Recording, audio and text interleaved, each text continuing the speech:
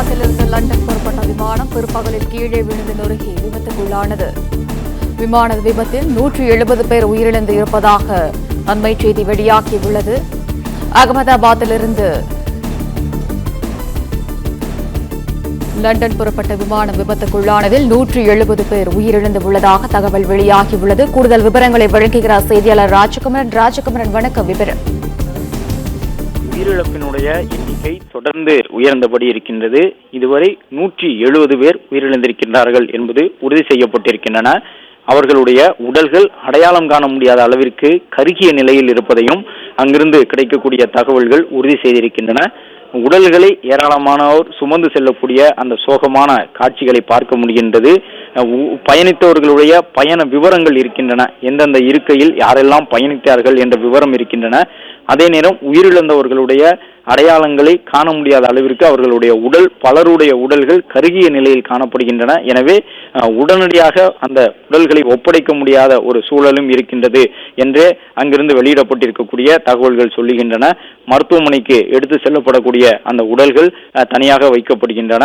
அதன் பிறகு அந்த உடல்களுடைய அடையாளங்களை வைத்து உறவினர்களிடம் ஒப்படைப்பதற்கான ஒரு பணிகளையே மேற்கொள்ள முடியும் என்று தெரிய வந்திருக்கின்றது.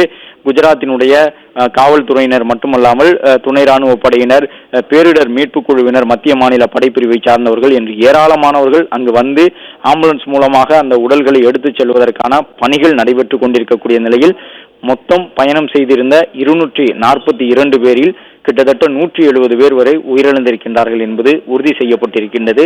ஏற்கனவே அந்த விமானம் கீழே விழுந்து வெடித்து சிதறியதில் அந்த கட்டுமான பகுதிக்குள் இருந்த மருத்துவக் கல்லூரி மாணவர்கள் 5 பேர் உயிரிழந்தார்கள் என்பதை பார்க்க முடிந்தது. இது மட்டுமல்லாமல் ஏராளமான மாணவர்கள் தீக்காயத்தோடு சிகிச்சைக்காக அனுமதிக்கப்பட்டிருக்கின்றார்கள். அகமதாபாத்தில் இருக்கக்கூடிய மருத்துவக் கல்லூரியினுடைய விடுதியின் மீதுதான் இந்த விமானம் மோதி சிதறி கிடைக்கக்கூடிய அந்த காட்சிகளை பார்க்கின்றோம். அந்த விமானம் நேராக வந்து ஒரு கட்டுமான பகுதியின் மீது கட்டடத்திற்கு உள்ளாக ஊடுருவி சென்று வெடித்து சிதறியதை போன்று அதனுடைய விமானத்தினுடைய பாகங்கள் அந்த கட்டடத்திற்கு உள்ளாக இருக்கக்கூடிய காட்சிகளை பார்க்கின்றோம். ஒட்டுமொத்தமாக அந்த கட்டடம் முழுவதுமாக வெடித்து இடிந்து சிதறி கிடக்கின்றது. அதன் காரணமாகத்தான் உயிரிழப்புகள் ஏராளமாக ஏற்பட்டிருக்கின்றன. ஒரு பக்கம் மருத்துவக் கல்லூரி மாணவர்கள் தீக்காயத்தோடு சிகிச்சையில் ஏராளமாக இருக்கின்றார்கள். அவர்களுடைய இறப்பு எண்ணிக்கை அதிகரிக்க கூடுமோ என்கின்ற ஒரு அச்சம் இருக்கின்றது அங்கு இருக்கக்கூடிய காவல்துறையினருக்கு, அரசு தரப்பு அதிகாரிகளுக்கு. ஏனென்றால் ஏராளமான மாணவர்கள் தீக்காயமடைந்திருக்கின்றார்கள் என்று சொல்லப்பட்டிருக்கின்றது. இளநிலை மருத்துவ மாணவர்கள் ஏராளமாக தீக்காயத்தோடு சிகிச்சையில் இருக்கின்றார்கள். இதுவரை 5 பேர் உயிரிழந்திருக்கின்றார்கள். அந்த இறப்பு எண்ணிக்கை மேலும் அதிகரிக்க கூடுமோ என்கின்ற ஒரு அச்சம் இருக்கின்றது. மற்றொரு பக்கம் பயணித்த 242 பயணிகளில் சிலரேனும் நல்வாய்ப்பாக உயிர் தப்பி பிழைப்பார்களா என்று சொல்லக்கூடிய விதமாக அந்த இறப்பு எண்ணிக்கையும் அடுத்தடுத்து அதிகரிக்க தொடங்கி இருக்கின்றது. இதுவரை 170 பேர் வரை உயிரிழந்திருக்கின்றார்கள் என்ற தகவல் கிடைத்திருக்கின்றது. விமானத்தை பொறுத்தவரை நாம் பார்க்கக்கூடிய இந்த காட்சி, வானத்தில் சுமார் 825 அடி உயரத்தில் இருந்து இந்த விமானம் கீழே விழுந்திருக்கின்றது. விமானத்தில் எந்த தொழில்நுட்ப கோளாறும் இருந்ததாக தெரியவில்லை. விமானத்தை எடுப்பதற்கு முன்பாக அனைத்து விதமான சோதனைகளையும் நிறைவு செய்துவிட்டு தான் விமானத்தை எடுத்திருக்கின்றார்கள். அதன்படி என்ஜின்கள் முறையாக செயல்படுகின்றனவா என்பதும் உறுதி செய்யப்பட்டிருக்கின்றது.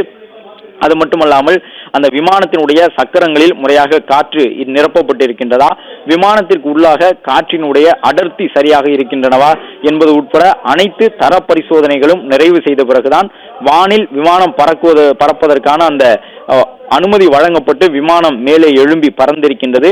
ஆனால் விமானம் பறக்க தொடங்கி அந்த விமானத்தில் பயணித்தவர்கள் அகமதாபாத் வான் எல்லையை கடப்பதற்கு முன்பாகவே விமானத்தில் அந்த முதல் 5-10 நிமிடங்களுக்குள்ளாக இந்த விபத்தை எதிர்கொண்டிருக்கின்றார்கள்.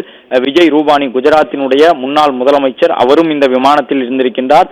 ஐக்கிய ஒன்றியத்திற்கு செல்லக்கூடிய ஏராளமான பயணிகள் அந்த விமானத்திலே இருந்திருக்கின்றார்கள். இந்தியாவிற்கு சுற்றுலா வந்த ஏராளமான பிரிட்டன் நாட்டை சார்ந்தவர்கள் அந்த விமானத்திலே இருந்திருக்கின்றார்கள். கனடாவை சார்ந்தவர்கள், போர்ச்சுகல் நாட்டை சார்ந்தவர்களும் அந்த விமானத்திலே இருந்திருக்கின்றார்கள். பயணிகள் 230 பேர், 2 விமானிகள், 10 பணியாளர்கள் என்று 242 உயிர்களுடன் புறப்பட்ட அந்த விமானம் 1-2 நிமிடங்களுக்குள்ளாக வெடித்து சிதறி இருப்பதன் காரணமாக உயிரிழப்புகள் அதிகரித்த வண்ணமாக இருக்கின்றன. இதுவரை 170 பேர் உயிரிழத்திருக்கின்றார்கள். மருத்துவ மாணவர்களை பொறுத்தவரை அந்த உயிரிழப்பு எண்ணிக்கையும் மேலும் அதிகரிக்கக்கூடும் என்ற ஒரு தகவலையும் பார்த்து கொண்டிருக்கின்றோம். இதுவரை 5 மருத்துவ மாணவர்கள் உயிரிழந்திருக்கின்றார்கள். தீக்காய சிகிச்சை பெறக்கூடியவர்களுடைய எண்ணிக்கை மிக அதிகமாக இருக்கின்றது. அதே நேரம் அகமதாபாத்தில் இருக்கக்கூடிய மருத்துவமனைகளில் தீக்காய சிகிச்சை வழங்குவதற்கான மருத்துவ பிரிவில் தான் அவர்கள் அனுமதிக்கப்பட்டிருக்கின்றார்கள். இன்னும் சற்று நேரத்தில் ஒரு முக்கியமான அந்த தகவலையும் பெற இருக்கின்றோம். தீக்காய சிகிச்சையிலே கிட்டத்தட்ட அந்த 60% கூடுதலான தீக்காயங்களோடு அனுமதிக்கப்படக்கூடியவர்களுடைய எண்ணிக்கை எவ்வளவு இருக்கின்றது என்ற விவரங்களும் அடுத்தடுத்து கிடைக்க இருக்கின்றன. இந்த விமான விபத்தை பொறுத்தவரை இந்தியா தன்னுடைய வான் எல்லைக்குள் கடந்த பல ஆண்டுகளில் சந்தித்திருக்கக்கூடிய மிக மோசமான விபத்துகளில் ஒன்றாக இருந்திருக்கின்றது. இதற்கு முன்பாக உலகின் பல்வேறு நாடுகளுக்கிடையே, குறிப்பாக இந்த ரஷ்யா, சீனா, சிங்கப்பூர், மலேசியா உள்ளிட்ட நாடுகளுடைய விமானங்கள் எல்லாம் 200க்கும் கூடுதலான பயணிகளோடு சென்று அந்த நாட்டு விமானங்கள் காணாமல் போயிருக்கின்றன, விபத்தில் சிக்கி இருக்கின்றன. கடலில் விழுந்த விமானங்களை கடைசி வரை கண்டுபிடிக்க முடியாமல் போயிருக்கின்றன. இந்த விமான விபத்து என்பது முழுக்க முழுக்க புறப்பட்ட 1-2 நிமிடங்களுக்குள்ளாக ஒரு மோசமான விபத்தை சந்தித்திருக்கின்றது. முழுக்க முழுக்க இதுவரை கிடைத்திருக்கக்கூடிய தகவல் அடிப்படையில் பார்த்தோம் என்றால் பறவைகள் மோதியதால் தான் இந்த விபத்து ஏற்பட்டிருக்க கூடும் என்று இதுவரை கிடைத்திருக்கக்கூடிய தகவல்கள் தெரிவிக்கின்றன. எனவே ஏர் இந்தியாவிற்கு சொந்தமான அந்த விமானத்திலே தொழில்நுட்ப ரீதியாக எந்த சிக்கலும் இருந்திருக்காது என்று தெரிய வந்திருக்கின்றது. அதே நேரம் இந்த விமானத்தை இயக்கிய விமானிகளை பொறுத்தவரை கிட்டத்தட்ட முதன்மையான அந்த விமானி 8000 மணி நேரத்திற்கு மேலாக விமானங்களை இயக்கிய அனுபவம் கொண்டவராக இருந்திருக்கின்றார்.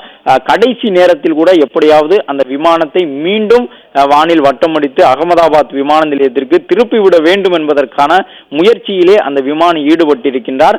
200க்கும் கூடுதலான அந்த உயிர்களை எப்படியேனும் காப்பாற்றிவிட வேண்டும் என்பதற்கான தன்னுடைய இறுதிக்கட்ட முயற்சிகளை கடைசி நொடி வரை அந்த விமானி மேற்கொண்டிருக்கின்றார் என்பது தெரிய வந்திருக்கின்றது. அதன் அடிப்படையில் தான் அகமதாபாத் விமான நிலையத்தினுடைய கட்டுப்பாட்டு அறைக்கு தன்னுடைய விமானம் விபத்தில் சிக்கப் போகின்றது என்பதற்கான ஒரு தகவலை அவர் அனுப்பியிருக்கின்றார். திரையினுடைய ஒரு பக்கத்திலே பறந்து செல்லக்கூடிய விமானத்தை பார்க்கின்றோம், அடுத்து வெடித்து சிதறக்கூடிய காட்சிகளை பார்க்கின்றோம். திரையின் மறுபக்கத்தில் மருத்துவக் கல்லூரி மாணவர்கள் தங்கியிருந்த இடம், அங்கிருந்த கட்டுமான பகுதிகள் எல்லாம் மிகப்பெரிய அளவில் சிதைந்து இருக்கக்கூடிய காட்சிகளை பார்க்கின்றோம். தொடர்ந்து தீயணைப்பு வீரர்கள் தண்ணீரை பீச்சி அடித்து அந்த தீயை கட்டுக்குள் கொண்டு வருவதற்கான ஒரு முயற்சியில் ஈடுபட்டிருக்கின்றார்கள்.